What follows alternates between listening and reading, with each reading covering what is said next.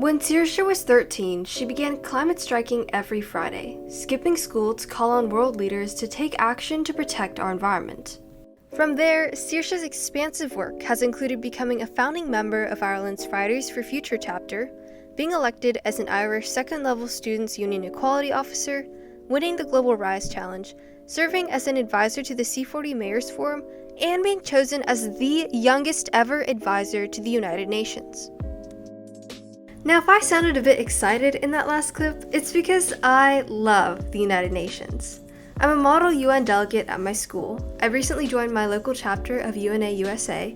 I have a United Nations flag, and I have a United Nations necklace. I'm also excited because I recently had the opportunity to interview Saoirse Exton via Zoom. Here's some highlights from our meeting. With a lot of negative news lately, for example, the Willow Project, record ocean temperatures, tipping points, and things of that nature, what motivates you to continue being engaged in your work? Yeah, I think it's difficult because, there's a lot of discourse about kind of radical hope, for example, and about having hope drive you forward, and even when it seems hopeless, having that motivation from hope. And I think for me it's sort of torn because the thing is, even at times where I don't have hope, I think it's a necessity that we have to make changes, even if I don't think it's very likely that these changes will happen. It's if I don't, it's something I have to do. Do you know what I mean? It is. Yeah. So I think for me, I think I don't know what keeps me going, but I think it's just the fact that we have to do something, and it is a necessity, and there's so much suffering, and there's so much pain that especially us in the West are responsible for. So I think it's a responsibility or a necessity, I wouldn't even say duty or whatever. I don't think it's anything like that, but it's sort of sometimes it's okay not to feel hopeful, but the thing is, I would like to see a better world, and that's what I hopefully am striving towards,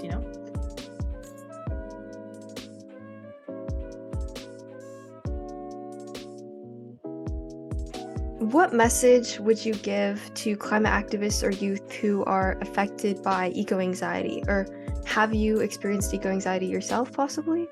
Yeah, I think if experiencing eco-anxiety is it's a normal response.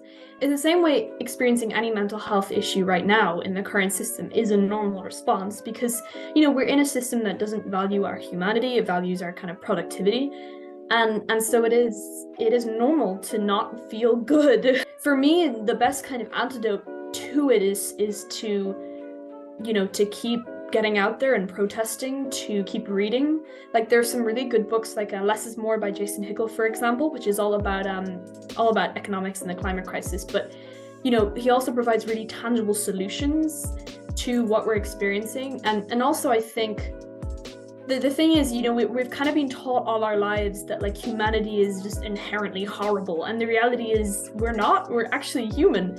So I think I think the first thing I would say, though, is that it is normal, and that it's right. And if you feel anxious, it means that you are human, that you still have your empathy, and that's a good sign.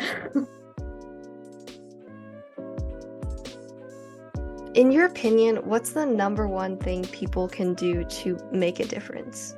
I think I've been saying this a lot, and I know obviously as a young person it's difficult, but if you can vote, because that is the biggest power that we have as democracies, and I think often it can seem really depressing because you look at a ballot and you're like, oh my god, I don't like either of these people.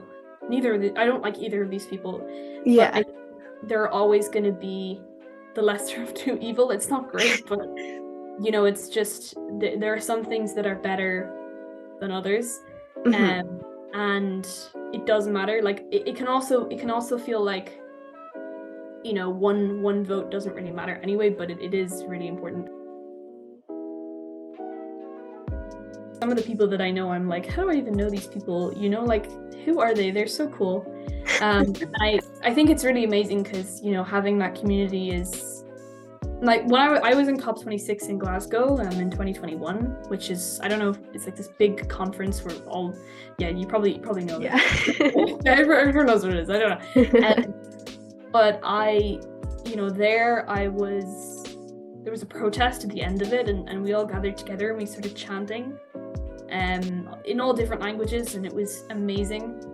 And I think that was kind of, you know, it is kind of lonely being an activist sometimes because it's like people don't seem like it's kind of difficult to understand exactly what it's like, you know. It's not even that it's hard or anything, it's you know, it's just you're constantly thinking about it, and then Exactly. and then you come into these spaces and everyone knows what you're talking about. You don't even need to say anything. They just know what your experience is, and it's amazing.